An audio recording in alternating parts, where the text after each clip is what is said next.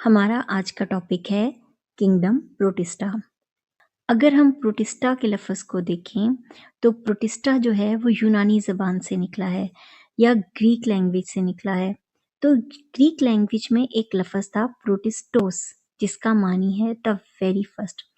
इसी लफ्ज़ से प्रोटिस्टा बना है। ठीक है, अब लॉजिक क्या है इस लफ्ज़ को इस्तेमाल करने की? तो बात ये है कि किंगडम प्रोटिस्टा में आपको इस तरह के जानदार मिलते हैं जो टू सम एक्सटेंट आप कह सकते हैं कि सादा किस्म के यूकेरियोट्स हैं। अगरचे बहुत अनवॉ इकसाम के हैं, लेकिन सादा किस्म के यूकेरियोट्स हैं। तो चूंकि इसमें सादा किस्म के यूकेरियोट्स हैं, तो इसीलिए हमने इनके लिए प्रोटिस्टोस का लफ्ज़ जो है वो इस्तेमाल किया है। तो हम बात कर रहे हैं किंगडम प्रोटिस्टा की। किंगडम प्रोटिस्टा में हमारे पास यूकेरियोटिक जानदार या यूकेरियोट्स होते हैं। अच्छा, इसके अंदर सारे के सारे यूकेरियोट्स होते हैं, लेकिन इंतहाई रंग बिरंगे या आप समझ लें कि अनवॉ इकसाम के जानदार होते हैं। कुछ ऐसे होते हैं जो यूनिसेलुलर होते हैं, यानी कि एक सेल पे मुश्तमिल होते हैं। और कुछ क्या करते हैं, होते वो यूनिसेलुलर ही हैं, लेकिन एक जगह झमघट्टा सा बना देते हैं, एक ग्रुपिंग सी बना देते हैं, या जिसको हम कहते हैं कॉलोनियल होते हैं, कॉलोनी सी बना देते हैं। होते यूनिसेलुलर हैं, अपना सारा काम अलहदा करते हैं, लेकिन बस एक जगह पे इकट्ठे हो जाते हैं, तो हम कहते हैं कि कॉलोनी बन गई है या कॉलोनियल अरेंजमेंट है। अच्छा, कुछ ऐसा करते हैं कि होते यूनिसेलुलर हैं, लेकिन जब वो खुद को अरेंज करते हैं ना, तो लंबाई के रुख करते हैं या धागा नुमा अरेंजमेंट कर लेते हैं। इस तरह से हम कहते हैं कि फिलामेंट बन गए हैं। तो इस तरह की अरेंजमेंट को हम फिलामेंटस अरेंजमेंट कहते हैं। और कुछ ऐसे होते हैं जो मल्टी सेलुलर होते हैं, यानी कि बहुत सारे सेल्स पर मुश्तमिल होते हैं, लेकिन भले ये मल्टी सेलुलर हों, ये होते सिंपल मल्टी सेलुलर हैं। ठीक है, तो इस तरह किंगडम प्रोटिस्टा के जानदार रंग बिरंगे होते हैं। अच्छा, अब यहाँ पे सवाल पैदा होता है कि ये सिंपल मल्टी सेलुलर का क्या मतलब है।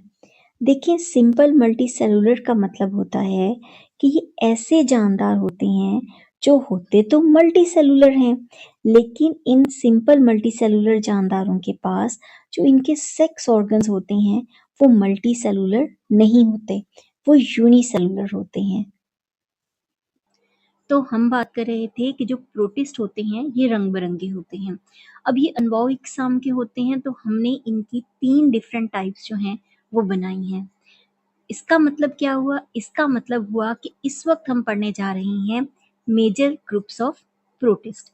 तो हमारा जो सबसे पहला ग्रुप है वो है प्रोटोजोआ। प्रोटोजोआ जो होते हैं ये बेसिकली एनिमल लाइक होते हैं, तो हम कह सकते हैं कि ये एनिमल लाइक प्रोटिस्ट होते हैं।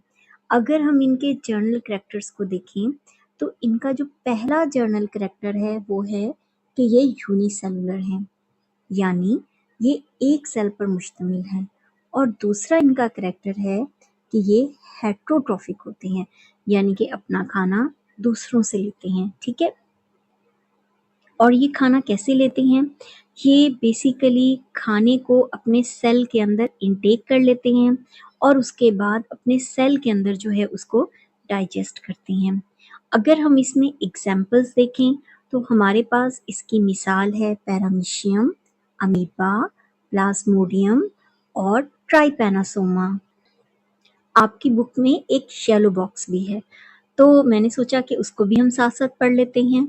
तो बात ये है कि कुछ प्रोटिस्ट जो होते हैं वो पैरासाइट्स होते हैं, और ये इस तरह के पैरासाइट्स होते हैं कि आम तौर पर अपने होस्ट को नुकसान पहुंचाते हैं, उनमें बीमारियां या डिजीजेस फैलाते हैं। इसमें एक बड़ी मशहूर बीमारी है मलेरिया। अब मलेरिया का मर्ज हम सब जानते हैं, जिसमें कुछ बुखार होता है, कुछ कपकपी होती है। ये सारा मर्ज जो है ये पैदा करता है एक प्रोटिस्ट जिसका नाम होता है प्लाज्मोडियम। अगर हम दूसरी एग्जाम्पल देखें तो दूसरी बीमारी है अमीबिक डाइसेंट्री। अमीबिक डाइसेंट्री को जो प्रोटिस्ट पैदा करता है उसका नाम है एंटमीबा हिस्टोलिटिका। अब ये जो एंटमीबा हिस्टोलिटिका है ये अमीबिक डाइसेंट्री पैदा करता है, तो ये बीमारी कहीं ना कहीं डाइजेस्टिव सिस्टम से रिलेटेड है। ठीक है, स्टमक में क्रैम्प्स होते हैं, बुखार होता है, ब्लडी डायरिया हो जाता है, तो ये आप समझें कि खतरनाक किस्म का मर्ज़ है जो पैदा करता है एंटमीबा हिस्टोलिटिका। अगर हम अगली बीमारी का ज़िक्र करें तो वो है स्लीपिंग सिकनेस। स्लीपिंग सिकनेस को जो प्रोटिस्ट पैदा करता है उसका नाम है ट्राइपैनासोमा। ट्राइपैनासोमा इस तरह से करता है कि इंसान के नर्वस सिस्टम पर अफेक्ट करता है, जिससे इंसान का जो सोने जागने का निज़ाम है वो उल्टा हो जाता है एक किस्म का। यानी कि वो दिन के टाइम सो रहा होता है और रात के टाइम जाग रहा होता है। इसमें डिफरेंट स्टेजेस होती हैं और जो लास्ट स्टेज होती है वो डेफिनिटली मोस्ट कॉम्प्लिकेटेड और जानलेवा भी हो सकती है। हमारा जो अगला ग्रुप है वो है एलजी, यानी कि प्लांट लाइक प्रोटिस्ट, यानी कि ये पौधों जैसे प्रोटिस्ट होते हैं। अब इनके पास पौधों जैसे क्या करेक्टरिस्टिक होते हैं? नंबर वन, इनके पास सेल वॉल होती है और अहम बात ये कि इनकी सेल वॉल भी सेलुलोज की बनी हुई होती है और आपको तो पता है कि प्लांट की सेल वॉल भी सेलुलोज की बनी हुई होती है। और दूसरा क्या करैक्टर होता है? तो जनाब इनका जो दूसरा करैक्टर होता है वो भी बिल्कुल पौधों जैसा होता है और वो है कि इनके पास क्लोरोफिल होता है, जिसकी मदद से ये अपना खाना खुद बनाते हैं। अब चूंकि ये अपना खाना खुद बनाते हैं तो इसीलिए हम कहते हैं कि ये हैं ऑटोट्रॉफ्स, यानी कि अपना खाना खुद बनाएंगे। और किस प्रोसेस में बनाएंगे? जनाब ये बनाएंगे in the process of photosynthesis.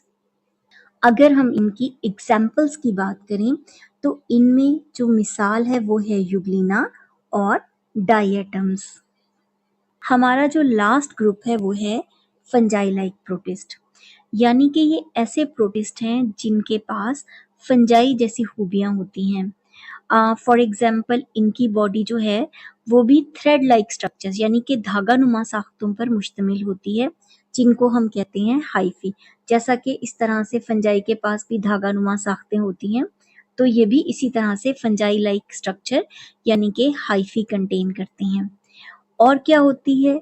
इनकी जो दूसरी खूबी होती है वो ये है कि ये सेप्रोफिटिक होते हैं, यानी कि जो ऑर्गेनिक मैटर होता है उसी को तोड़ फोड़ के अपनी खुराक वगैरह जो है वो हासिल करते हैं। तो ये फंजाई की तरह ही सेप्रोफिटिक हैं, यानी कि ऑर्गेनिक मैटर से खुराक लेते हैं। अगर हम इसमें मिसालों की बात करें तो हमारे पास एग्जाम्पल्स में है मिक्सोमाइकोटा। मिक्सोमाइकोटा को हम स्लाइम मोल्ड भी कहते हैं। और दूसरी मिसाल है हमारे पास ओमिकोटा। ओमिकोटा को हम वाटर मोल्ड भी कहते हैं। और इसके साथ ही हमारा आज का टॉपिक खत्म होता है। काइंडली मेरे चैनल को ज़रूर सब्सक्राइब करें। Thank you so much. Allah हाफिज़।